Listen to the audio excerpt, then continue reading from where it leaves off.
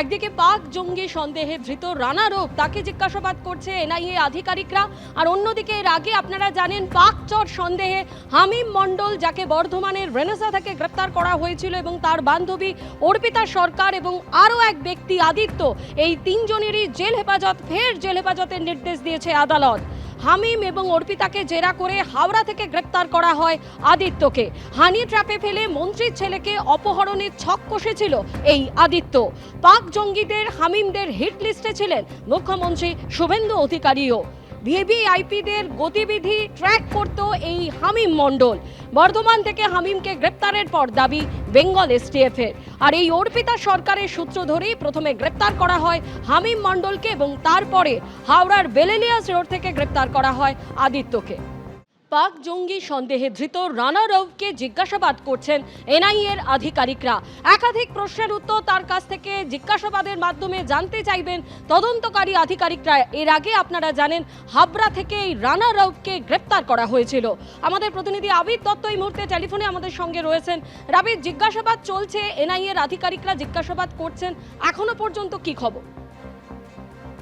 দেখো একেবারেই, এবং এই যে রানা রাউফ যে পাকিস্তানের নাগরিক ফয়জলাবাদের এবং নেপাল হয়ে সে ভারতবর্ষে প্রবেশ করে, তাকে গ্রেফতার করেছে বেঙ্গল এসটিএফ। হেফাজতে থাকাকালীন তাকে যেমন বেঙ্গল এসটিএফ এর তরফ থেকে বিভিন্ন তথ্য প্রমাণ সংগ্রহের প্রক্রিয়া চালানো হচ্ছে, তার সাথে সাথে তাকে জেরা চলছে।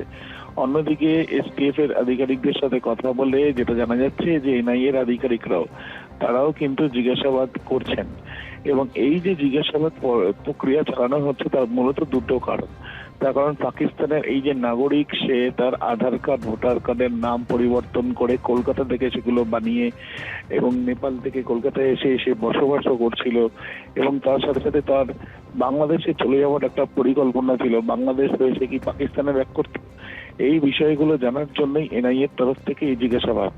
এনআইএর তরফ থেকে জিজ্ঞাসাবাদের আরো একটা কারণ আছে, তার কারণ প্রাথমিকভাবে বেঙ্গল এসটিএফ জিজ্ঞাসাবাদ এবং তথ্য প্রমাণ সংগ্রহ করে যেটা জানতে পেরেছে যে আইএসআই এর বেশ কয়েকজন অপারেটিভসের সঙ্গে এই রানা রাউফের যোগ রয়েছে।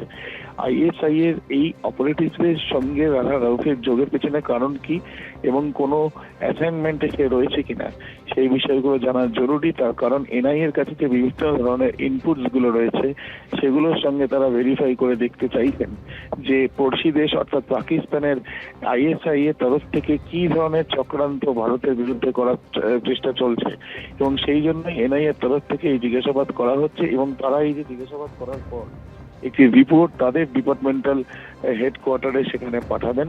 হেডকোয়ার্টারে পাঠানোর পরে পরবর্তীকালে যদি ইউএপিএ ধারা এই মামলাতে যুক্ত হয়, যেটা সম্ভাবনাই বেশি, সেই ক্ষেত্রে আদালতে কিন্তু আবেদন করে তারা এই মামলা নিয়েও নিতে পারেন, এমনটাই সূত্র মারফত জানা যাচ্ছে।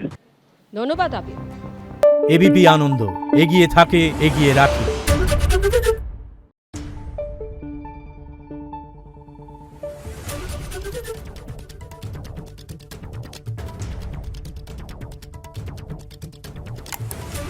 Thank you.